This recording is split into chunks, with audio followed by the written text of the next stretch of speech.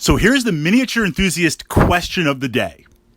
Is Mantic Games the new Games Workshop? And what I mean by that statement, where Mantic Games is right now, is that where, in a very, very positive way, Games Workshop was back in the 90s? Let's ask the questions and let's explore this current for a moment. And I'm going to compress the timeline a little bit just for the sake of time. But if we look at this idea, Games Workshop, Citadel Miniatures, producing miniatures, not just for their own system early on, Rogue Trader and Warhammer Fantasy Battles, but also to use in other systems. Then, of course, you want to control your IP, developing systems, Warhammer Fantasy, Warhammer 40,000, 3rd edition, 4th edition, cementing that rule set where now they're a miniatures game company and they're pushing those miniatures. And, of course, as any company, you want to maximize profits. And I appreciate that, not only as a capitalist, but also from the perspective of a player. I want a company to make a lot of money so they can continue supporting the system. Because as we explored yesterday, I pushed up to my channel, a dead wargaming system, that's a hard place to be, especially if you're very, very invested. So the last thing we want is to pump our hard-earned money and time into a system and have it die and not have that community support. So you want a system to continue. You want them to make a lot of money because then we're going to get new miniatures, new armies, new additions, and also the community is going to grow. So it's that feedback, that duality, which is very, very important and very, very much appreciated. Games Workshop, early on, as they moved into the 90s and as they moved into the late 90s and early 2000s, when I was around at that time, the community and GW went hand in hand. Now, yes, they had to support their IP. Yes, they had to make sure that they could maintain that property, but the community was very much supported and appreciated by Games Workshop. And I'm not just talking about running Games Day and grand tournaments.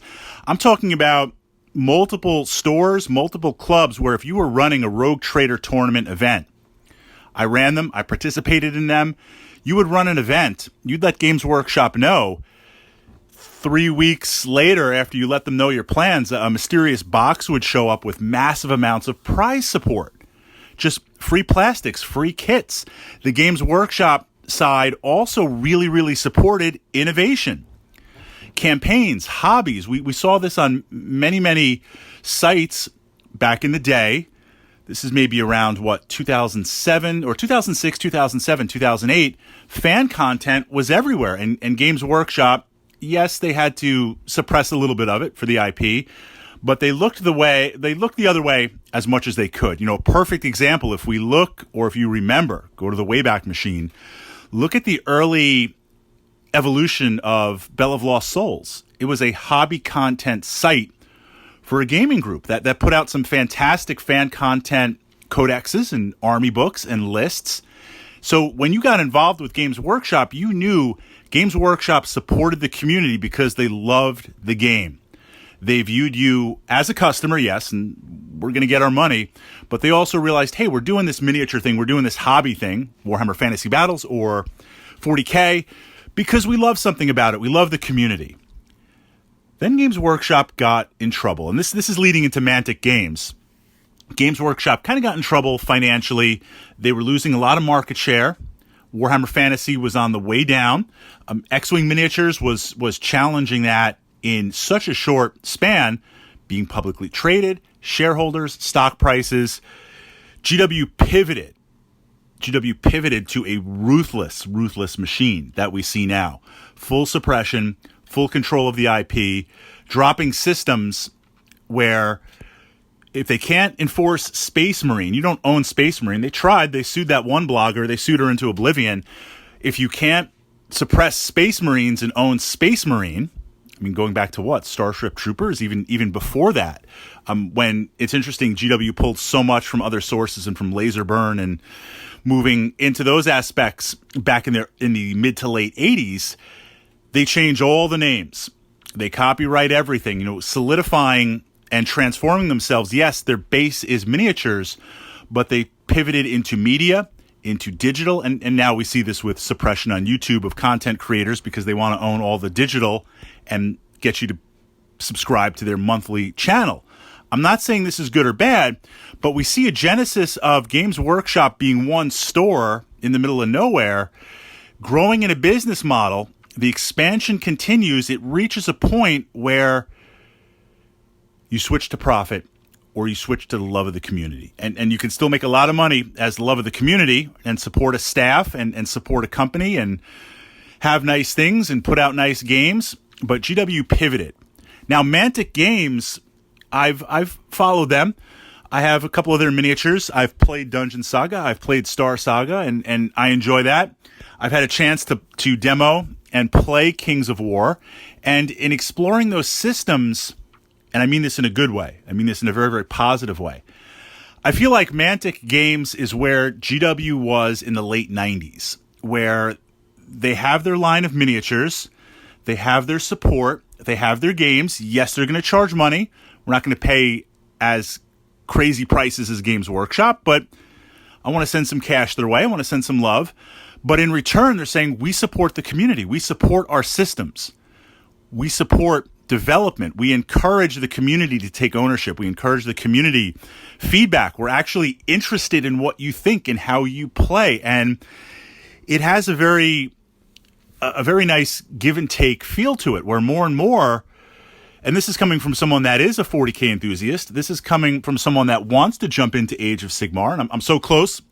I'm doing it right. I'm actually taking a lot of feedback and taking a lot of suggestions. And I've got a vlog coming in a moment. If you were a total noob for Age of Sigmar, how do we jump into that?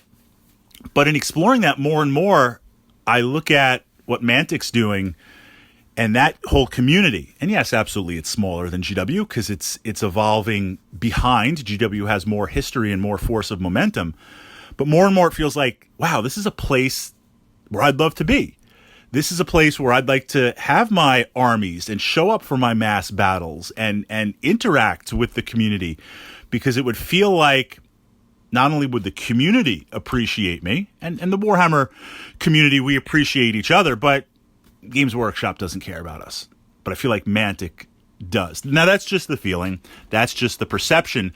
But I feel like Mantic is not only at a different stage of evolution, it's also at a completely different place. And it seems like they're not willing to pivot into that just 100% corporate, make that money, full suppression, and charge for absolutely everything. And not only charge for it, somehow make it a subscription-based service where we're going to charge you a lot and it's going to be month after month after month after month.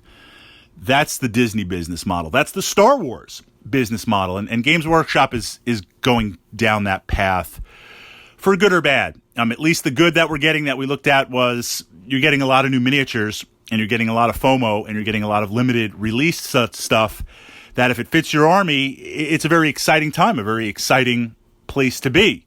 And I appreciate that tremendously.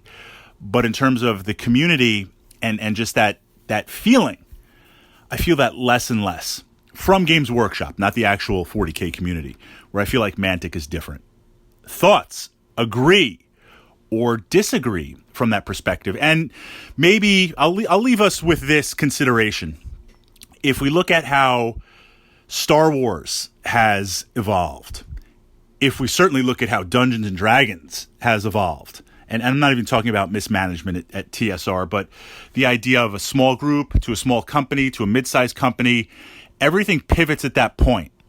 And if we look at those evolution points, is it inevitable that Mantic will go in that direction? And I'm not talking about getting acquired and bought out. Maybe this is just the life cycle of certain companies that produce games. Maybe you just go in this direction. Maybe everyone becomes where Games Workshop is until it gets bought up and sold out and sliced up. That I don't know. I think we'll need another 10 or 20 years to see. But in the comments, the feedback, asking the question, is Mantic Games the new Games Workshop?